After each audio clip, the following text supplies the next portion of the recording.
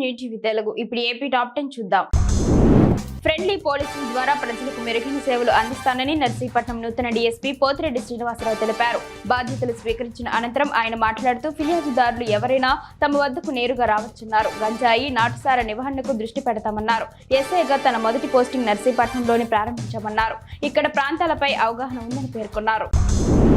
APSRTC driver బస్సులో ప్రయాణిస్తున్న ప్రయాణికురాలి ప్రాణాలు కాపాడాడు. ప్రొద్దుటూరు కమలాపురం మీదుగా కడపకు ప్రయాణిస్తున్న బస్సులో ఓ మహిళ తీవ్రంగా ఆయాసపడుతూ ఉందని ప్రయాణికులు తెలిపారు. దీంతో డ్రైవర్ బస్సును ఎక్కడ ఆపకుండా నేరుగా కమలాపురం ప్రభుత్వ ఆసుపత్రికి తీసుకువెళ్లాడు. అక్కడ చికిత్స నిమిత్తం హాస్పిటల్లో చేర్పించారు.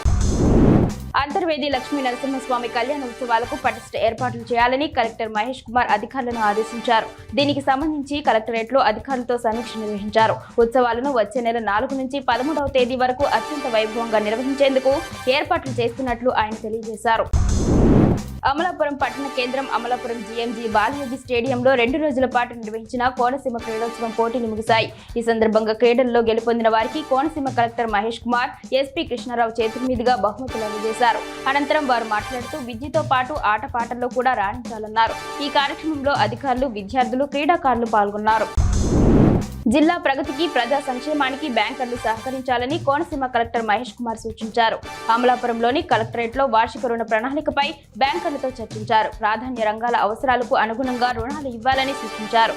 రైతులకు ఇవ్వాల్సిన రుణ లక్ష్యం 9,903 కోట్ల రూపాయలు కాగా ఇప్పటి వరకు 6,607 కోట్ల రూపాయలు మంజూరు చేశారన్నారు. హిరమండలం వద్ద ఉన్న గొట్టా బ్యారేజీ వద్ద వంశధార నదిలో గుర్రపు డెక్క నది నిండా వ్యాపించింది. వంశధార ఇరిగేషన్ డిపార్ట్మెంట్ స్పందించి గుర్రపు డెక్కను తొలగించాలని రైతులు కోరుతున్నారు.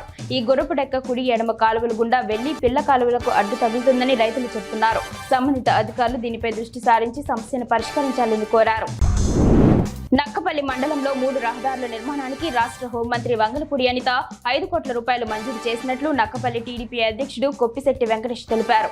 మండలంలో చినరామభద్రపురంలో 1 కోటి రూపాయలతో చేపట్టే రహదారి నిర్మాణానికి ఆయన శంకుస్థాపన చేశారు. కూటమి ప్రభుత్వం అభివృద్ధికి అత్యధిక ప్రాధాన్యత ఇస్తున్నట్లు తెలిపారు. వైఎస్ జగన్మోహన్ రెడ్డి హయాంలో దావోస్కు వెళ్లి ఎంఓయూలు చేసుకుని వాటిని రాష్ట్రంలో ప్రారంభమయ్యేలా చేశామని గుడివాడ అమర్నాథ్ మాజీ మంత్రి అన్నారు. విజయవాడలో జరిగిన సమావేశంలో ఆయన మాట్లాడుతూ చంద్రబాబు చేసింది ఏమిటంటే జిందాల్పై తప్పుడు ప్రచారం చేసి జేఎస్డబ్ల్యూ ఏపీలో పెట్టాల్సిన 3.5 లక్షల కోట్ల రూపాయలు పెట్టుబడులు రాకుండా తరిమేశారు అని అన్నారు. కృష్ణా, గుంటూరు జిల్లాల గ్రాడ్యుయేట్ ఎమ్మెల్సీ అభ్యర్థిగా పీడీఎఫ్ నేత ఎమ్మెల్సీ లక్ష్మణరావు గెలుపు కోసం పనిచేయాలని ఉద్యోగ, ఉపాధ్యాయ, కార్మిక, ప్రజా సంఘాల నేతలు ఆత్మీయ సమావేశంలో పిలుపునిచ్చారు. రేపల్లె యూటీఎఫ్ ఆఫీసులో జరిగిన ఆత్మీయ సమావేశంలో ఎమ్మెల్సీ కేఎన్ లక్ష్మణరావు మాట్లాడుతూ ప్రజల గొంతుకగా ప్రజా ఉద్యమాలను బలపరుస్తూ 2007 నుండి పీడీఎఫ్ పేరుతో రాష్ట్రంలో పోరాటాలు చేస్తున్నామన్నారు. టీడీపీకి చంద్రబాబు తర్వాత నారా లోకేష్ వారసుడని మంత్రి అచ్చెన్నాయుడు స్పష్టం చేశారు. డిప్యూటీ సీఎం నారా లోకేష్ అంటూ జరుగుతున్న ప్రచారంపై ఆయన స్పందించారు. టీడీపీకి వారసుడు ఎవరని చిన్న పిల్లాడిని అడిగినా లోకేష్ పేరు చెప్తారని, ప్రజలకు సేవ చేయాలనే లక్ష్యంతోనే ఆయన రాజకీయాల్లోకి వచ్చారని తెలిపారు. ప్రభుత్వ పరంగా ఎలాంటి నిర్ణయం తీసుకున్నా కూటమి పార్టీలు కలిసి తీసుకుంటాయని అచ్చెన్నా వెల్లడించారు.